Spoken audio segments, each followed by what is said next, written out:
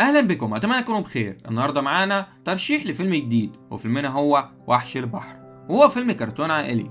المهم، الفيلم بيبدأ ببنت يتيمة اسمها ميز برامبول. كانت عايشة في دار ايتام، وبتحب قصص الصيادين اللي بيصطادوا الوحوش البحرية، خصوصا ان اهلها زمان كانوا صيادين وماتوا وهما بيحاربوا الوحوش. فكبرت وهي شايفة انهم ابطال. وفي يوم من الايام وهي ماشية في الشارع بتشوف سفينة ضخمة، واللي بيقودها كابتن مشهور اسمه كابتن كرو، ومعاه الصياد الشاب جيكوب هولاند اللي زي ابنه لأنه مربيه من زمان.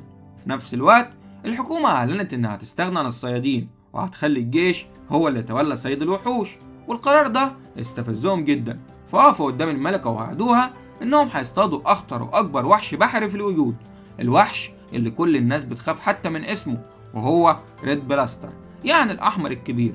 وهنا بقى بتدخل ميزة على الخط وبتقرر تستخبى في المركب، وفعلا بتدخل من غير ما حد ياخد باله. وبعد شوية من الإبحار الطاقم بيكتشف وجودها، وجيكوب كان ناوي ينزلها في أول مدينة، بس ميزي قدرت تقنع الكابتن كرو، والكابتن بيوافق لأنه مش عايز يتعطل ولا يخسر وقت من الرحلة. وبعد كده السفينة بتلاقي الوحش الأحمر الضخم اللي اسمه ريد بلاستر، وبيهجموا عليه، بس الوحش قوي جدا والسفينة كانت هتتدمر. وفي اللحظة دي ميزي بتلاقي فرصة تقطع الحبل اللي رابط الوحش بالسفينة، فجيكوب بيتردد يمنعها ولا لأ، بس في الآخر بيسيبها تقطع الحبل، وده بينقذ الطاقم.